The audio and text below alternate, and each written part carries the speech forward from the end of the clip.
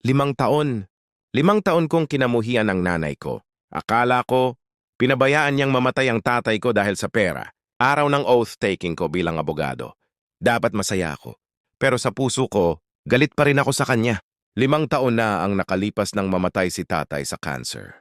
Nakikita ko siyang nahihirapan, umiiyak sa sakit. Pero sinasabi lang ni nanay, wala daw kaming pera. Alam kong may ipon kami. Kaya mula noon, nagsumikap ako mag-isa. Nagtrabaho, nag-aral, hindi ako humingi ng tulong sa kanya. Pagkatapos ng oath-taking, pinilit niya akong sumama sa sementeryo. Doon, inabot niya sa akin ang isang lumang passbook at sulat ni tatay. Pagbukas ko, 3 milyong piso. Nanginginig akong nagtanong, kung may pera tayo, bakit hindi natin niligtas si tatay? At doon ko nalaman ang katotohanan. Si tatay mismo ang nagdesisyon na huwag gamitin ang pera. Dahil mas gusto niyang siguraduhin ang kinabukasan ko, kahit kapalit ang buhay niya. And si nanay, tinanggap niya ang galit ko.